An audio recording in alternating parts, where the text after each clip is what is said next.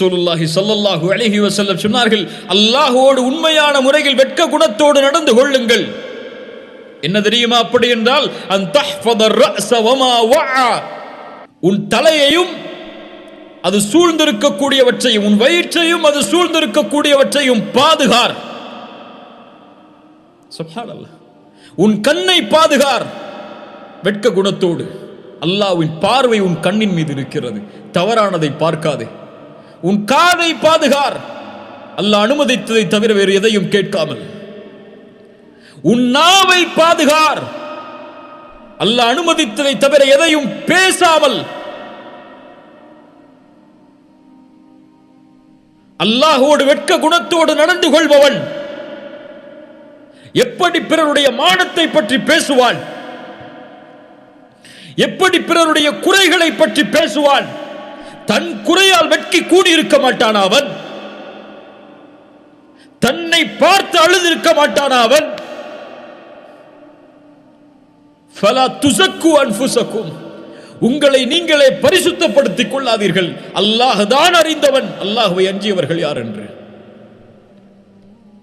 நாவை பாதுகாருங்கள், வயிற்றையும் அது சார்ந்த உறுப்புகளையும் கற்பை பாதுகாருங்கள்.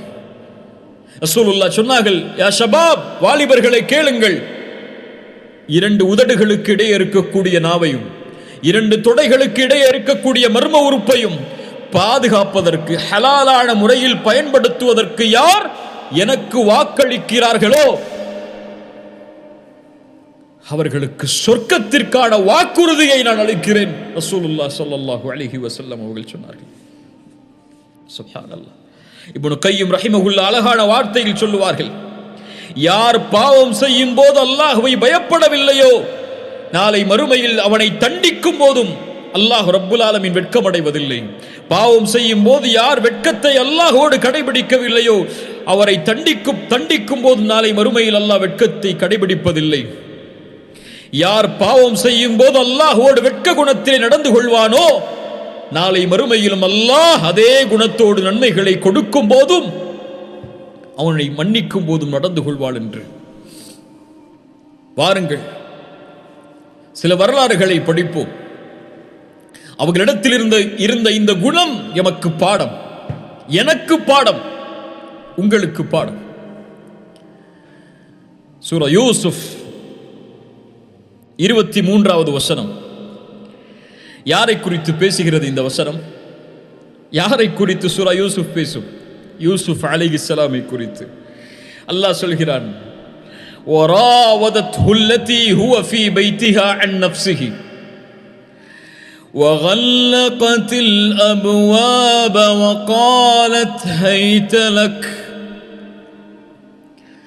قال معاذ الله. سبحان الله. யூசுப் அலைஹிஸ்ஸலாமை அந்த பெண் தவறான ஆசை கொண்டு அழைக்கிறார்கள், என்னோடு வந்து இணைந்து கொள், தவறான செயலை செய் என்று. தன்னை வளர்த்தெடுத்த ஒரு பெண், தாயுடைய அந்தஸ்தில் மதிக்கக்கூடிய ஒரு பெண் தன்னை தவறான இச்சைக்கு அழைக்கிறார்கள். எல்லா வாய்ப்புகளும் உண்டு யூசுஃபிற்கு அந்த செயலை செய்வதற்கு, யாரும் இல்லை. ஆனால் அவர்களுடைய உள்ளத்தில் வந்த முதல் பயத்தை வெளிப்படுத்தினார்கள். قال معاذ الله, அல்லாஹ் என்னை பாதுகாப்பானாக பெண்ணே. சொன்னார்கள், இன்னஹு ரப்பி அஹ்ஸன மஸ்வாய், உன்னுடைய கணவர் எனக்கு கண்ணியமான இடத்தை தந்திருக்கிறார். ஆம் கண்ணியத்துக்குரியவர்களே, அல்லாஹ்வோடு வெட்க குணத்தில் நடந்து கொள்பவர்தான் மனிதர்களிடத்திலும் வெட்க குணத்தோடு நடந்து கொள்வார்கள். யூசுப் அலைஹிஸ்ஸலாமுடைய பாடம் அது. உன் கணவர் என்னை அழகிய இடத்தில் வைத்திருக்கிறார். அநீதம் செய்யக்கூடியவர்கள் அல்லாஹ்விற்கு, அல்லாஹ்வுடைய இந்த தன்மைக்கு நன்மை செய்யக்கூடிய அடியார்களுக்கு அநீதம் செய்யக்கூடியவர்கள் ஒருபோதும் வெற்றி அடைய மாட்டார்கள் என்று சொன்னார்கள். ரசூலுல்லாஹி ஸல்லல்லாஹு அலைஹி வஸல்லம் அதைத்தான் சொன்னார்கள். அழகுள்ள குடும்பம் உள்ள ஒரு பெண் தன்னை தவறான இச்சைக்கு அழைக்கும் போது எந்த ஒரு வாலிபன், எந்த ஒரு மனிதன் சொல்லுவான், இன்னி அகாஃபுல்லாஹ், அல்லாஹ்வை நான் பயப்படுகிறேன் என்று. அல்லாஹ் என்னை பார்க்கிறான், ஒருபோதும் அந்த செயலை நான் செய்ய முடியாது என்று யார் சொல்லுவாரோ இவருக்கு நாளை மறுமையில் அல்லாஹ் அர்ஷுடைய நிழலை அளிப்பான் என்று சொன்னார்கள். இன்னொரு நிகழ்வை கவனியுங்கள். ரசூலுல்லாஹி ஸல்லல்லாஹு அலைஹி வஸல்லம் மஸ்ஜிதில் அமர்ந்திருக்கிறார்கள். ரசூலுடைய மஸ்ஜித், சஹாபாக்கள் சூழ, பெரும் சஹாபாக்கள் சூழ அந்த சபை சூழப்பட்டிருக்கிறது. அபூபக்கர் இருக்கிறார், உமர் இருக்கிறார் ரலியல்லாஹு அன்ஹுமா, மூத்த நபித்தோழர்கள். யா அல்லாஹ், இந்த சபையை நாளை மறுமையில் அல்லாஹ் நமக்கு தருவானாக அதில் அமர்வதற்கு. சஹாபாக்கள் சூழ அல்லாஹுடைய தூதர் பறவைகள் தலையில் உட்கார்ந்திருப்பதை போல் ரசூலுடைய பாடத்தை கேட்டுக்கொண்டிருக்கக்கூடிய சபை. அந்த நேரத்திலே ஹிஜாபை அணிந்து கொண்டு ஒரு பெண் அந்த சபைக்குள்ளே வருகிறார்கள். கண்ணியத்தோடு, அந்த கண்ணியம் உள்ளவருக்கு கண்ணியத்தை செலுத்தியதோடு உள்ளே வருகிறார்கள். யார் அந்த பெண் என்று எல்லா சஹாபாக்களும் திரும்பி பார்க்கிறார்கள். ஆனால் அந்த சஹாபிய பெண் ஒரு செயலை, ஒரு சொல்லை கூற வந்திருக்கிறார்கள். அதை கூறுவதற்கு அங்கு இருக்கக்கூடிய சஹாபாக்களை அவர் பயப்படவில்லை. அவர்கள் மீது உள்ள பயம் எதுவும் இல்லை, அவர்கள் மீதுள்ள வெட்கம் எதுவும் இல்லை. அல்லாஹுடைய தூதருக்கு முன்னால் வந்து அந்த ஹிஜாப் அணிந்த அந்த பெண் கண்ணியத்தோடு அல்லாஹுடைய தூதரை பார்த்து சொன்னார்கள், யா ரசூலல்லாஹ், நான் விபச்சாரம் செய்து விட்டேன் என்று. அல்லாஹு அக்பர்.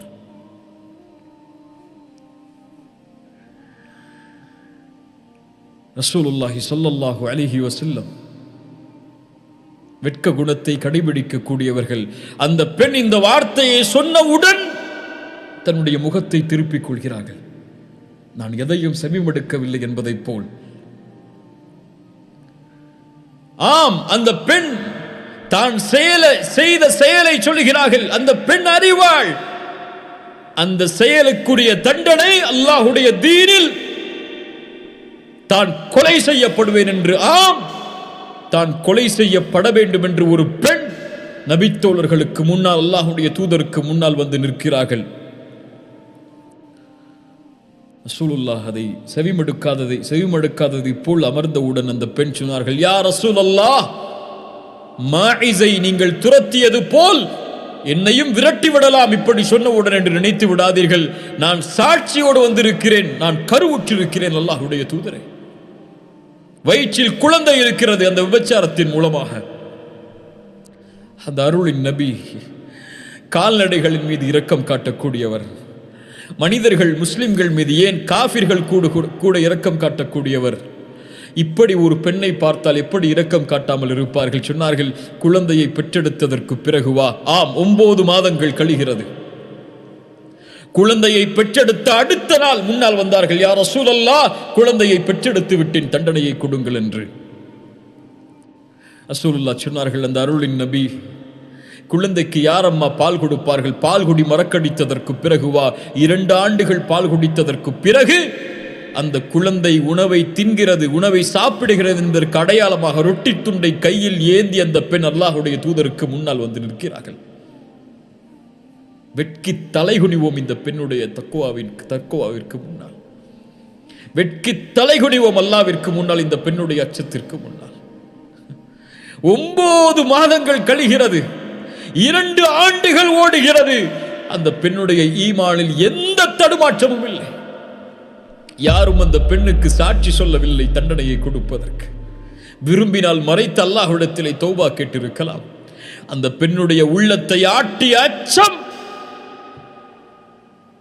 யாரும் இந்த குற்றத்தை பார்க்கவில்லை என்றாலும் என் ரப்பின் பார்வைக்கு முன்னால் இப்படி ஒரு அசிங்கத்தை செய்துவிட்டேன், இந்த வெட்கம் என்னை வாழ விடாது, இதற்குரிய தண்டனையை பெற்று நாளை மறுமையில் என் ரப்புக்கு முன்னால் நிற்கும் போது சுத்தமான பெண்ணாக நிற்க வேண்டும் என்ற பயம். ரசூலுல்லாஹ் தண்டனையை கொடுக்கிறார்கள். உமர் அவர்கள் ரசூலுல்லாஹ் அந்த பெண்ணுக்கு தொழுகை நடத்தும் போது தடுத்தார்கள். உபச்சாரம் செய்த பெண், அல்லாஹ்வுடைய தூதரே, உமரே, அந்த பெண் செய்த பாவ மன்னிப்பை மதீனாவில் இருக்கக்கூடிய 70 பேருக்கு பங்கு வைத்தாலும் நிரம்பிவிடும் உமரே என்று சொன்னார். யோசித்து பாருங்கள் கண்ணியத்துக்குரியவர்கள். சுப்ஹானல்லாஹ். அல்லாஹ் அதைத்தான் சொல்கிறான் குர்ஆனில். சூரா ஆல் இம்ரானுடைய 135வது வசனம், வல்லதீன இதா ஃபஅலு ஃபாஹிஷா أو ظلموا أنفسهم ذكروا الله. சொர்க்கவாதிகளின் பண்பை பற்றி சொல்கிறான். மானக்கேடான விஷயங்களை செய்வார்கள், தங்களுக்கு தாங்களே அநீதம் இழைப்பார்கள். ஆம், ஒரு கால் செய்து விடலாம், மனிதர்கள் தான் எல்லோரும். செய்தால் செய்து முடித்ததற்கு பிறகு அவர்களுடைய உள்ளத்தை தடுக்கக்கூடியது யாரும் பார்த்து விட்டார்களா என்ற பயம் அல்ல, தக்கருல்லாஹ், அல்லாஹ்வின் நினைவு. தக்கருல்லாஹ் ஃபஸ்தக்ஃபரு லிதுனூபிஹிம், ஓடி வருவான், யா அல்லாஹ் என்னை மன்னித்து விடு என்று. வமை யக்ஃபிரு துனூப இல்லல்லாஹ், அல்லாஹ் சொல்கிறார், என்னை தவிர உன்னுடைய பாவத்தை யார் மன்னிக்க முடியும்? ஆனால் நிபந்தனை, வலம் யுஸிர்ரு அலா மா ஃபஅலு வஹும் யஅலமூன், அறிந்த நிலையில் அதே செயலில் தொடர்ந்து இருக்க மாட்டான். அல்லாஹுடைய அன்பை உணர்ந்து கொள் அடியாடு, அல்லாஹுடைய பார்வையை உணர்ந்து கொள் அடியாடு, அல்லாஹுடைய மகத்துவத்தை உணர்ந்து கொள் அடியாடு, அல்லாஹுடைய வெட்க குணத்தை உணர்ந்து கொள் அடியாடு. நிறுத்துங்கள் பாவங்களை, தொடராதே. உன்னை அசிங்கமான செயலை செய்வதற்கு எது தூண்டுகிறது? தூக்கி எறியதை. உன் மொபைல் போனா நிறுத்திக் கொள்ளதை, உன் அறையா திறந்து வை கதவை, உன் நண்பர்களா துண்டித்து விட அந்த உறவை, நீ பார்க்கக்கூடிய சோசியல் மீடியாக்களா நிறுத்திக்கொள்.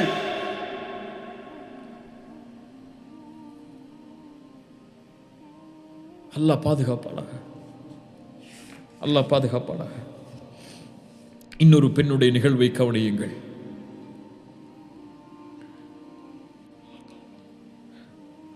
ரசூலுல்லாஹி ஸல்லல்லாஹு அலைஹி வஸல்லம், புகாரி முஸ்லிம் ரஹிமஹுமுல்லாஹ் பதிவு செய்கிறார்கள். இப்னு அப்பாஸ் அவர்கள் ஒரு முறை சஹாபாக்களுக்கு, தங்களோடு இருந்த மாணவர்களுக்கு சொன்னார்கள், சொர்க்கத்தின் பெண்ணை உங்களுக்கு நான் அறிவித்து தரட்டுமா? சஹாபாக்கள் சொன்னார்கள், அந்த அங்கிருந்த தோழர்கள் சொன்னார்கள், சொல்லுங்கள் இப்னு அப்பாஸ். ரசூலுல்லாஹ் அடையாளம் காட்டிய சொர்க்கத்தின் பெண் அவர்கள். ஆம், இதோ அந்த கருப்பு நிறத்து பெண் தான். என்ன செய்தார்கள் அவர்கள்? என்ன செய்தார்கள் அந்த பெண் சொர்க்கம் செல்லுவதற்கு? ஒரு முறை அல்லாஹ்வுடைய தூதருக்கு முன்னால் வந்து சொன்னார்கள், யா ரசூலல்லாஹ், எனக்கு வலிப்பு நோய் இருக்கிறது, அதை குணப்படுத்த அல்லாஹ்விடத்திலே துஆ செய்யுங்கள். அந்த நோய் வந்தால் என் ஆடைகள் விலகிக் கொள்கிறது அல்லாஹ்வுடைய தூதரே. நான் அணிந்திருக்கக்கூடிய ஹிஜாப் விலகி என்னை அலங்கரித்திருக்கக்கூடிய அந்த ஆடைகள் எல்லாம் தெரிய ஆரம்பிக்கிறது. ரசூலுல்லாஹி ஸல்லல்லாஹு அலைஹி வஸல்லம் அந்த பெண்ணுக்கு 2 வாய்ப்பை கொடுத்தார்கள். அந்த வாய்ப்பை எமக்கு கொடுத்தால் நாம் எதை தேர்ந்தெடுப்போம் என்று உள்ளத்தில் கை வைத்து யோசித்து பாருங்கள். பெண்ணே, நீ பொறுமையாக இருந்தால் உனக்கு அல்லாஹ் சொர்க்கம் தருவான். இந்த நோயை பொறுத்துக் கொண்டால் அல்லாஹ் உனக்கு சொர்க்கம் தருவான்.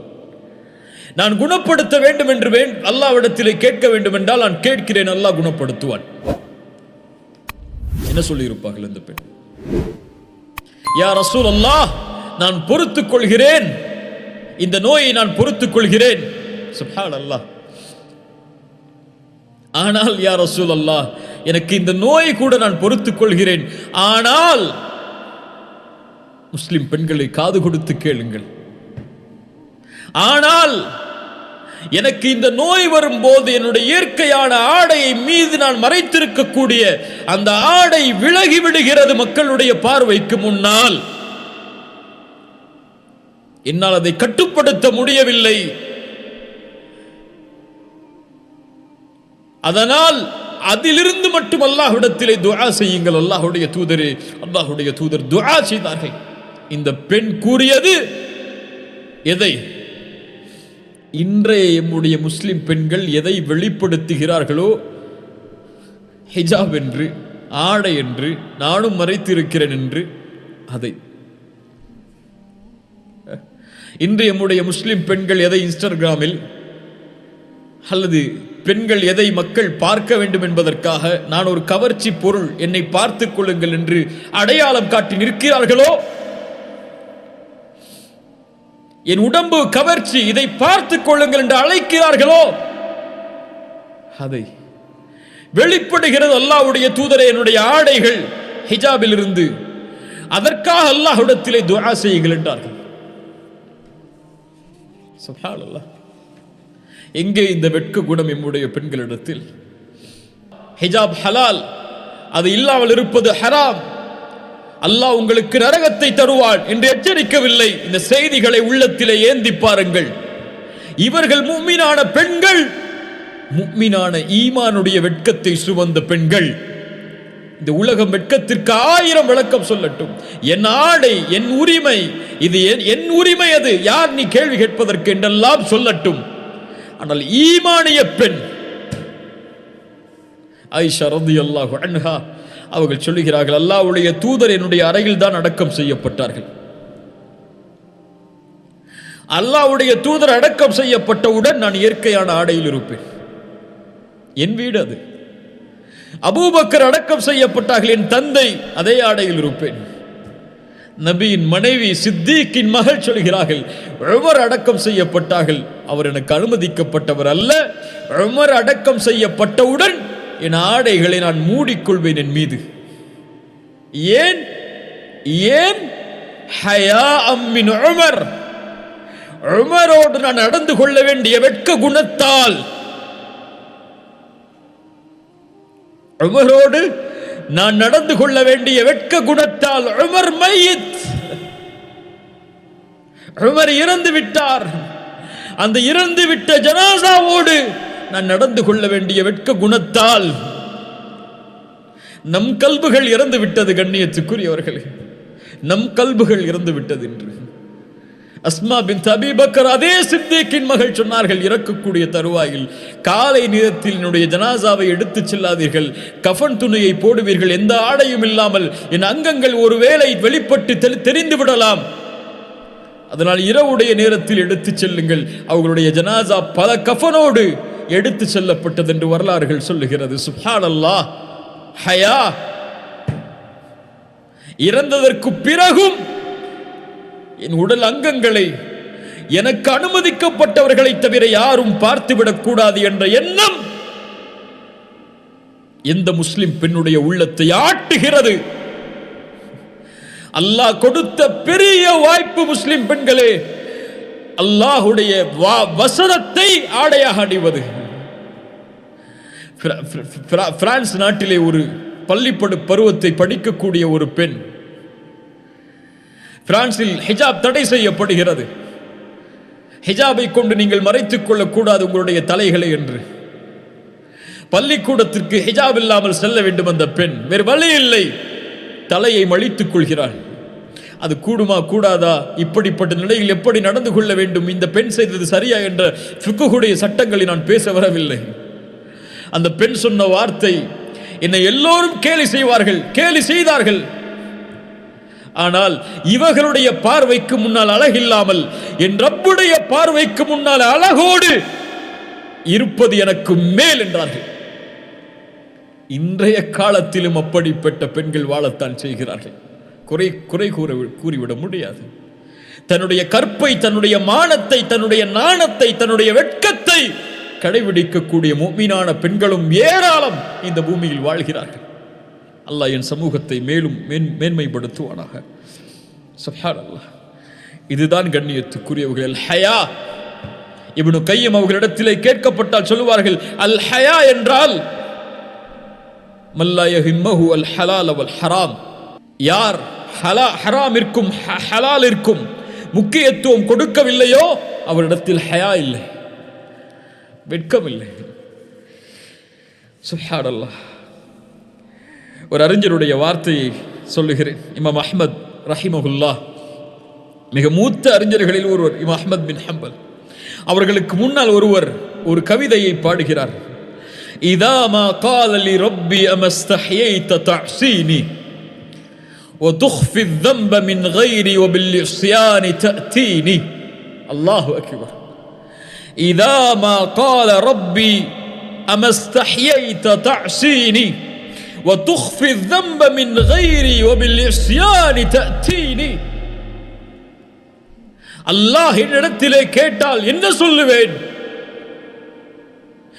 ஏன் என்னோடு பாவம் செய்யும் போது வெட்க குணத்தோடு நடந்து கொள்ளவில்லை என்று கேட்டால்,